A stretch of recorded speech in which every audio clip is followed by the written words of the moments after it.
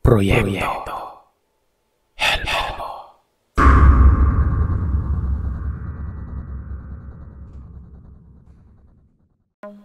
Ako nga pala si Gerald. Naninirahan ako sa Antipolo, Rizal, kasama ang aking pamilya. Wala kaming permanenteng bahay dahil nakagisnan ko na mula pagkabata. Nakatira kami sa isang inuupahang apartment sa Bulacan. Hanggang sa lumipat kami sa Tiaong at umabot na kami sa Rizal. Wala pa kasing maayos at permanenteng trabaho noon ang aking mga magulang. Kapos pa sila sa budget para makakuha at makabili ng house and lot. Kaya nagtitiis kami ng palipat-lipat na tahanan at paaralan. Naging maswerte ang aking mga magulang noong dumako na ako sa sekundarya.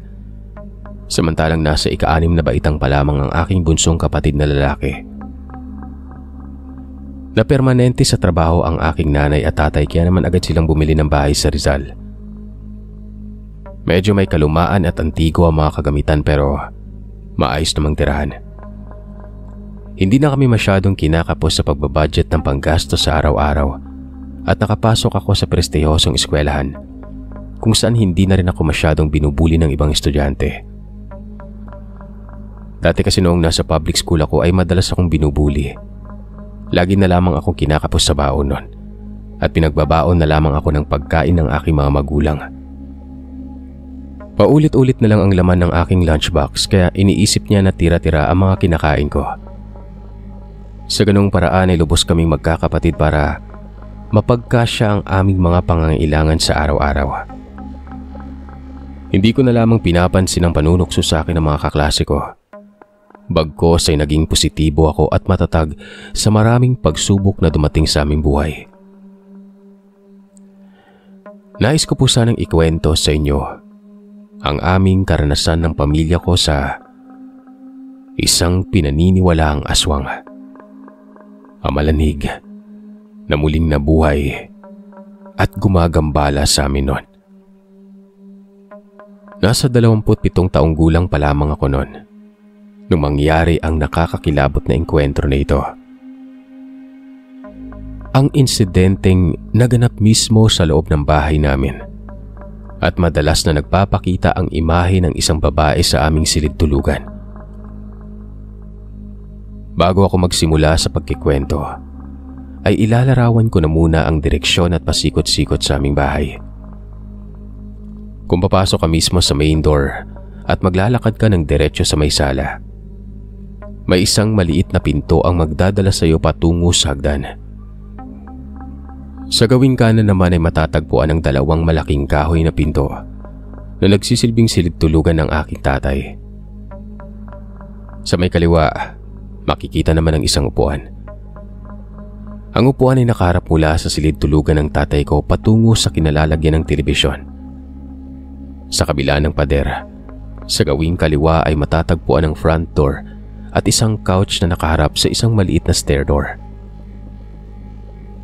Kapag humiga ka, gamit ang iyong braso bilang ulunan.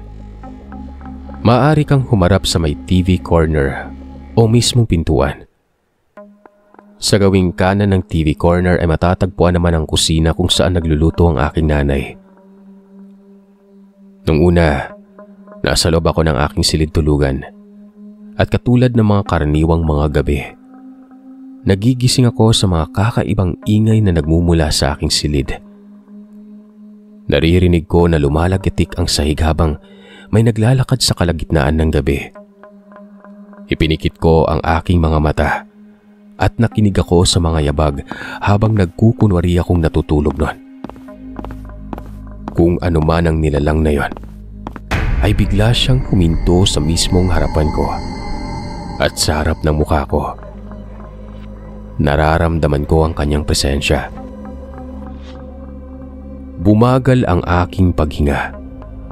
Napako ako sa matinding takot at gusto kong sabihin sa aking kapatid na natutulog sa itaas na bahagi ng kama. Pero natatakot ako nun. Unti-unti akong sumilip pero hindi ko pa idinidilat ng matinding pagmulat ang aking mga mata nang may nakita akong maputing imahe na nakatayo sa aking harapan Kumisap-kisap mata ko at biglang nawala ang bulto nun. Lumabo pero nanatili pa rin ang takot sa aking buong katawan. Akala ko matatapos na ang kalbaryo ko pero hindi pala. Ang kasunod na nangyari ang mas nagpataas na mga balahibo ko sa katawan. Dahan-dahan at maingat akong naglalakad patungo sa silid tulugan ng aking tatay. Inisip ko na magpatay mali siya at hindi ko pansinin ang anumang nakakatakot na nilalang sa daan pero habang bumabangga ako sa may kusina, nararamdaman ko na napakaraming tao ang nakatayo doon. Takot na takot ako at dumating pa sa punto na namutla ako at parang nanlamig ang aking talampakan noon habang nagpapatuloy na naglalakad sa daan. Nang makarating ako sa double wooden door sa silid tulugan ng tatay ko, ipinihit ko ang bisagra at napansin ko na nakalak ang pinto.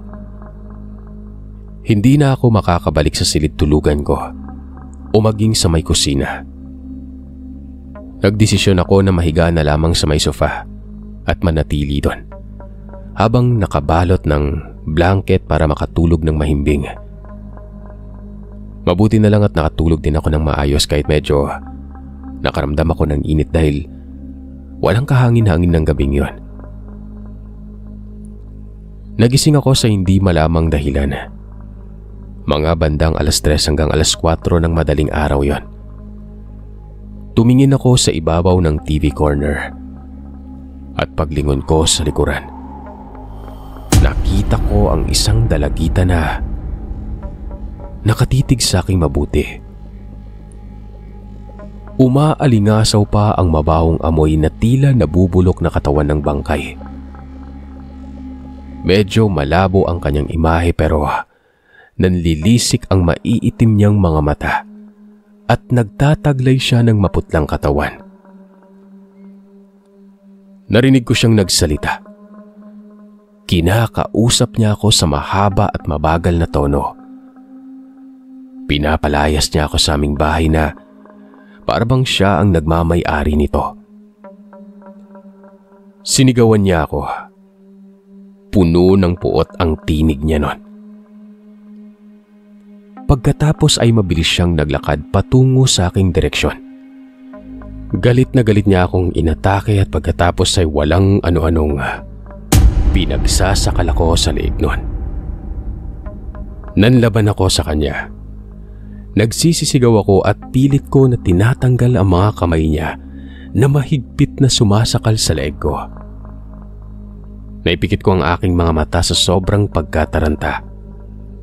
Humihingi ako ng tulong pero wala akong naririnig na boses ng aking kapatid. Gayon din ang aking mga magulang. Nagpatuloy ako sa pagsalag sa kanyang pag-atake hanggang sa idinilat kong muli ang aking mga mata. Natagpuan ko ang aking sarili na nag-iisa sa may higaan. Nawala ang babaeng sumasakal sa akin noon. Laking gulat ko na nawala ang kanyang presensya. Kinapaka ko ang aking leeg pero wala namang anumang bakas ng sugat o galos. Nanlamig at natigilan ako sa konting sandali. At pagkatapos ay sumigaw ako ng malakas bago isinaklob na muli ang blanket sa aking ulo at bumalik sa pagtulog. Sumapit ang umaga. Binanggit ko sa aking kapatid ang nangyari at mukhang naniwala siya sa aking mga sinasabi. Isiniwalat niya sa akin na may nakita siyang kakaibang nilalang nitong nagdaang gabi. Isang maputlang babae na nakatitig sa kanya habang nagkukunwari siyang natutulog noon. Magkatulad ang aming karanasan. Kaya naisip na naming isumbong sa aming mga magulang ang nangyaring insidente pero pinagalitan nila kami at pinagtawanan. Kung ano-ano daw kasi ang pinapanood namin sa telebisyon. Kaya nakakaisip na kami ng mga tinatawag na pantasya at kababalagan. Hanggang sa dumako na naman ang gabi. Bumalik ako sa aking silid. Inisip ko na wala na akong makakaengkwentrong maputing babae na mananakot sa akin noon. Naisipan ko na matulog hanggang sa makarating sa kalagitnaan ng gabi. May kumakatok sa pinto ng silid tulugan. Akala ko ay kumakatok ang aking mga magulang at may kailangan sila sa aming magkakapatid. Kaya dali-dali ko nang binuksan ang pinto noon. Pagbukas ko ay laking gulat ko na nasa harapan ko na ang maputlang babae na nababalutan ng dugo ang kanyang bibig. Gayon din ang ulo. Nakangiti siya sa akin habang tumatangis nun. Matutulis ang pangil sa kanyang bibig. Pinapanood ko siya habang lumalapit siya sa akin. Napapikit ako pero sa konting sandali na pagdilat ng aking mga mata ay bigla na naman siyang naglahong parang bula sa aking harapan. Pero hindi pa rin doon natatapos ang nakakatakot ko na karanasan. Umalingaw-ngaw ang malakas na kalabog at sigawan. Narinig ko sa dakong kusina na sumisigaw ang aking nanay at may mga nababasag na pinggan at kagamitan. Tuluyang nagising ang kapatid ko. Naalimpungatan siya sa kanyang mahimbing na pagkakatulog. Tinanong niya ako kung anong nangyayari pero wala akong maisagot sa kanya dahil hindi ko rin naman alam kung anong nangyayari noon. Kaya minabuti na lamang naming magtungo sa may kusina para malaman kung anong misteryong nababalot sa malalakas na kalabog na yon. Kumaripas kami ng takbo at natagpuan namin sa may kusina ang patay sinding fluorescent light. Habang nagsisipagbagsakan ng mga pinggan, kutsara at tinidor, maging ang mga babasaging baso na nababasag sa may sahig. Sumisigaw ang aming mga magulang habang pinagmamasdan ang maputlang babaeng nakatayo sa kanilang harapan. Mukhang balak nitong patayin ang aking mga magulang dahil nakahanda na ang matutulis nitong mga kuko. Doon ko napagtanto na hindi ito multo na nagpaparamdam lang. Isa itong aswang. Pero naguguluhan ako dahil mistula siyang bangkay na muling nabuhay. Dumagundong ang malakas na kaba sa aking dibdib nang masilayan ko ang makapanindig balahibong anyo ng naturang babae na yon. Lumapit kami ng aking kapatid sa aming mga magulang at niyakap ng mahigpit ang nanay namin. Hindi ko malaman kung anong gustong mangyari ng babae at kung bakit kailangan niya kaming gambalain sa aming pagtulog. Kaya naglakas loob ako magtanong sa kanya. Kahit pinangungunahan ako ng takot noon. Buong tapang ko siyang tinanong kung sino siya at kung anong kailangan niya sa amin para gawan niya kami ng masama. Sumagot siya sa galit at naghihimutok na tinig noon. Sinisisi niya kami sa kasalanan na hindi naman namin ginawa. Nabanggit pa niya na kami ang dahilan kung bakit siya nananatili sa loob ng bahay at muli siyang nabuhay mula sa kamatayan, kaya hindi matahimik ang kanyang kaluluwa. Dagdag pa niya, hindi kami dapat nanirahan sa bahay na yon dahil pagmamay-ari niya ang lahat ng ari-arian doon. Kung gusto daw namin ng mapayapang pamumuhay ay umalis na kami dahil hanggat nananatili kami sa tahanang yon, hindi kami matatahimik at magiging masaya. Naguguluhan ako sa mga sinasabi niya. Hindi ko maunawaan kung anong kasalanan ang ginawa namin sa kanya. Paulit-ulit ko pa rin siyang inuusisa sa kung anumang nagawa naming pagkakasala sa kanya noon. Pero hindi na siya sumagot. Bagkos ay unti-unti na naman siyang naglaho na parang bula. Tumigil sa paghangin ng malakas at huminto na rin sa pagbagsak ang mga gamit namin sa may sahig noon. Napaluwa ang aking nanay habang kaming tatlo ng aking kapatid at tatay ay nagpapakalma ng aming mga sarili. Hindi na namin natagalan ang matinding takot at pangamba. Kaya kinontak ng nanay ko ang dating buyer ng bahay. Matagal bago niya yun nakausap dahil naninirahan na pala siya sa May Marikina kasama ng kanyang pamilya. Pinilit siyang papuntahin ng nanay ko sa aming bahay sa Tarlac para malaman ang buong katotohanan sa misteryosang multong gumagambala sa amin. Inabot ng tanghali bago sumipot ang naturang buyer. Isiniwalat sa amin ng buyer na dati palang mayamang hasyendero ang nagmamay-ari ng bahay na yon. Namatay siya sa matinding karamdaman kaya ipinamana niya sa kanyang nag-iisang anak ang buong kabahayan. Pero sa kasamaang palad ay maaga itong namatay dahil sa aksidente. Dumating ang araw na naabandona ang bahay. Kaya naisipan ng mga kamag-anak ng hasyendero na ipagbili ang bahay sa mga nais na manirahan. Kaysa naman masayang at magmukhang haunted house. Nanghihinayang din sila sa mga antigong mga gamit at pinagkakitaan na rin nila ng pera yon. Hindi na nila nagawang isiwalat ang buong katotohanan sa mga bumibili ang tungkol sa tagapagmana ng bahay dahil naisip naman nila na hindi na ito magpaparamdam. Pero lahat ng tumirang pamilya ay pinuntirya ng naturang amalanhig. Soledad ang pangalan ng dalagitang tagapagmana ng bahay.